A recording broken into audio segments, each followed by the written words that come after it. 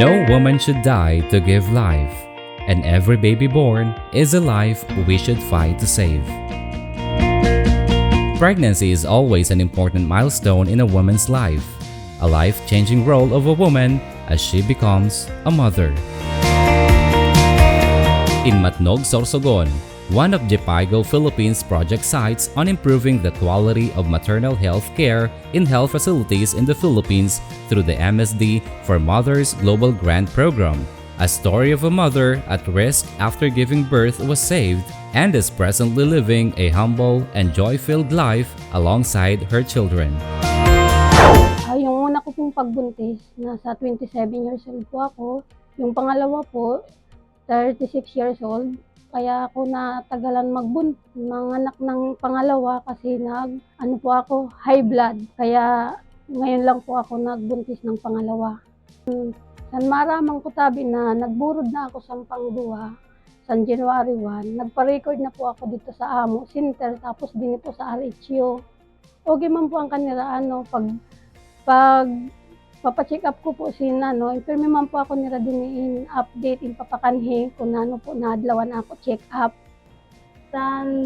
Bago po siya nagkanhi dinid, diri po niya aram kung burod po siya kung ilang months na po kay nag-i-inject daw po siya tapos diri na daw siya in regla. So prenatal na mo siya din and then nag-request kami sa CBC, urinalysis, hemoglobin, tapos ultrasound para maaraman ta kay kung kano ang due date po niya. Nagluwas po dito sa ultrasound, na po siya pa 6 kabulan na po ang tiyang ko. Ito ko malang po naaraman na burod ako sa to. Tapos nagpa-ultrasound po ako, naaraman ko siya na babae po siya. Pero po ako nila monitor pagsasabi nila sa ako bulang-bulang baga magpakanhi ka kay para namomonitor ka na mo. Access to quality care is crucial to prevent complications for both the mother and the baby. Masasigi ko lang po ang kaon mga gulay na pangpadagdag sa dugo para mabawi ko po yan na dugo na dapat pag nabuhayan ako na normal siya. Tapos mga na po siya May 8,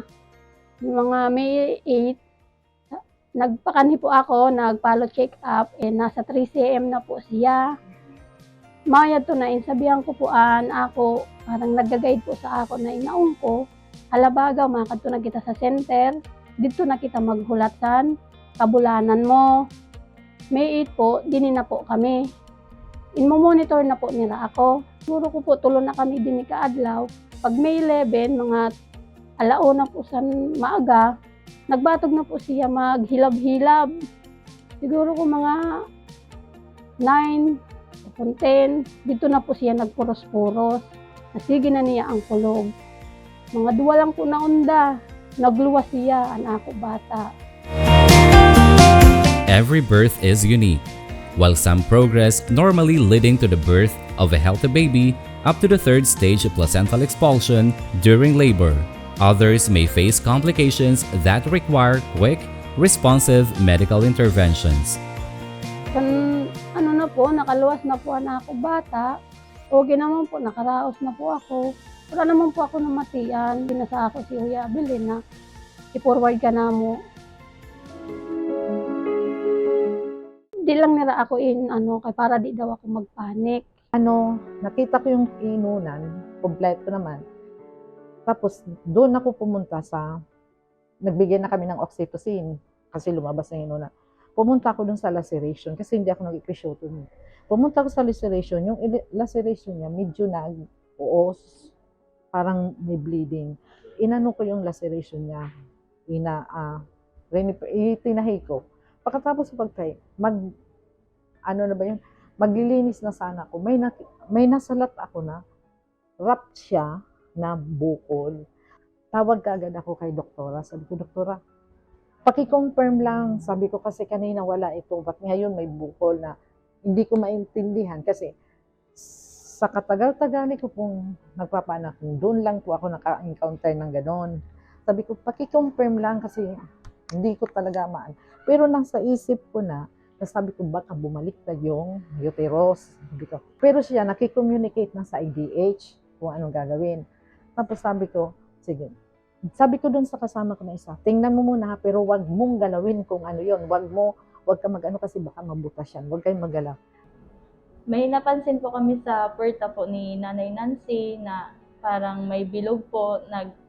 Nag-refer po kami kan doktora na irog po sa kondisyon ni Nancy, tapos nagbabagsak po ang BP. And then, si doktora nag-ayo na po sa referral through GC. And then, ang sayo po, naghihimo na sa GC. Ang sayo po, naghihimo man po sa referral form. Tapos, ang ambulance po, ang ambulance driver po, tinawagan na po ni Ma'am Belen para i-inform na may forward. Forward po, may kaupod po si Nanay Nancy, kaupod po namin si Ma'am Belen. Tapos ako po. Tapos kaupod niya po ito na kaniya bantay, ang dating BHW po. Tapos pag abot po namin sa Aerosine, endorse po namin siya dito. Tapos med po kaya po sara Dr. Misula po. Tapos sira po yung imod po sito. Responsive emergency health care is quality care. Quality referral is essential for every woman and newborn facing conditions beyond the scope of available resources.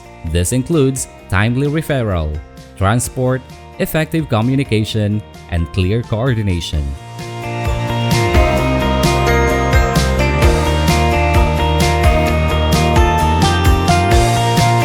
Nung may tawag sa amin, naibato na rin namin sa Sorsogon Provincial Hospital na mag-ready kayo kasi may parating kaming patient na ganitong kaso. Just in case na hindi maging successful yung gagawin namin na manual reduction, ililipat agad namin sa Sorsogon Provincial. Yun ang maganda nung may tawagan na nangyayari. And at the same time, ready na ako pagdating dito, ready na ako sa mga dapat kong gagawin at naka-ready na yung mga dapat namin ibigay ng mga gamot. So pagdating dito, check namin yung vital signs sa emergency room, then dinala sa delivery room, then upon inspection, gumamit kami ng bigeminal speculum. So yun nga, nakita ko na everted talaga yung yung uterus. So since okay naman yung vital signs, then na-check ko na walang laceration sa labas. So I do the manual reduction, and maswerte naman po at na ibalik natin sa normal na position po yung uterus ng mother. Pero pinakita pa rin po namin to sa OB, pinadala pa rin namin. Pero ang pinaka maganda po dito na nangyari is na-prevent namin yung further complications, which is the severe blood loss, kasi dito pa lang na-control na namin kasi na-reduce na yung mattress ng mother na naibalik na sa tamang position. Nang tumawag po ang Iloilo District Hospital sa amin, by that time na ako po ang duty noon, sabi po nila, may darating daw po na galing Matnog na mayroon pong uterine inversion. So, ang ginawa po namin, nag-prepare na din po kami sa hospital. Pero ang pasyente po ay dinaan pa din po nila sa Iloilo District Hospital.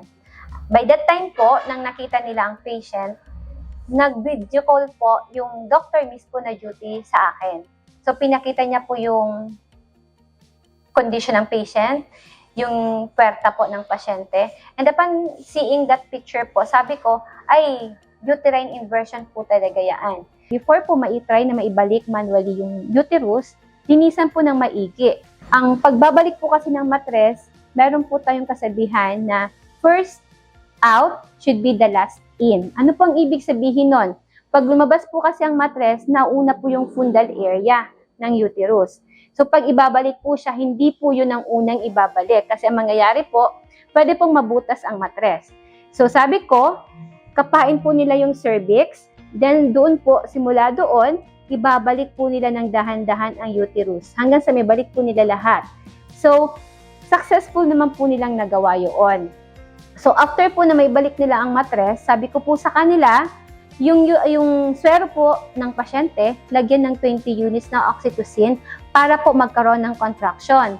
And pwede pang magbigay ng another IM po na oxytocin or kung meron pong available na carbopros, pwede pong bigyan ang pasyente para po tumigas ang matres ng patient. Then afterwards po noon, sabi ko i-start na din po nila ang antibiotic sa swero. So kung ano pong available sa kanila, pwede po nilang ibigay yon. Ang importante po, masimulan ang antibiotic sa pasyente. And upon their assessment po, kung sa tingin nila kailangang ilipat pa sa amin, pwede po nilang ilipat yun. So yun, nailipat pa din po ang pasyente sa amin. So pagdating po ng patient, contracted naman po ang uterus. Wala naman po ako nakitang ibang problema kundi yung anemia severe niya. Very pale po ang patient. So, inadmit po namin ang pasyente for the purpose na magkakaroon po ng blood transfusion na gagawin sa kanya. So, swerte naman po, may available po tayong dugo sa hospital. So, umabot po ng 4 na bags na dugo ang naisalin sa pasyente. So, ang patient nakauwi po ng maayos, ligtas, at nakasama niya ang kanyang anak. Meron po din po kaming advice sa kanya na ang follow-up niya po, pwede na din po siya mag-follow sa facility kung saan po siya nanggaling. With advice din po na kung pwede, wag na muna siya pong magbubuntis at mag-family planning. Kasi since nagkaroon po ng incident ng uterine inversion sa mga panganganak niya ngayon, may tendency po na maulit po yun. Kaya saan makarecover na po ako, ang sabi sa ako, mag-family planning ka, mag-injectable ka. Kaya nag-inject po ako niyan. Pag-uli ko po, din naman po siya, ataman po siya sa ano man po din mga midwife. Pagluwas po niya, inuli ko na po siya sa amo. Dako man po pasalamat ko din sa Karawaya Bilen, kay naagapan man po ako nira tulos, na i-forward tulos nira ako, tapos dito po sa Erosin, na nabisay man po tulos na ako bahay bata hanggang sa nagpakadto na po kami sa provincial. Okay man po, wala man po problema ako pag hanggang po sa nakauli na. Okay man po, wala man po ako in reklamo sa pag po nila sa ako. Okay man po, maayos pang kaniraan ang serbisyo. Mothers deserve strong and ever-improving health systems for their safety and well-being before, during, and after pregnancy.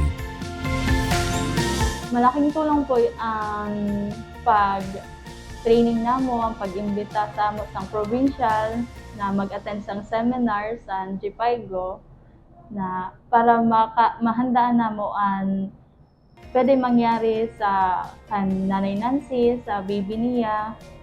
Nakadanon po sa amo ang training namo sa GPIGO, MSD, ang EINC, tapos PASCO. So, nung dumating po yung GPIGO, naayos niya yung provider network, naayos niya sa provincial, naayos niya sa Erosin District, at kami po, pag may nire-refer ngayon, maayos naming nire-refer, natatanggap nila at naaasikaso, naa-advise po nila kami kung anong una namin gagawin before namin ita-transfer yung babae. Sorsogon Province excels as a model site for advancing universal health coverage, especially in maternal health. The core principle is to ensure pregnant and lactating women have unimpeded access to top-tier healthcare services free from financial barriers. Universal health coverage for maternal health adopts a holistic approach, encompassing essential components like quality antenatal care, postnatal care, and child immunization. By focusing on these key aspects, Sorsogon Province is actively tackling challenges associated with the utilization of health services, thus contributing to the realization of universal maternal health coverage. The MSD Global Grant Program Initiative strives to create a world where women don't die giving birth.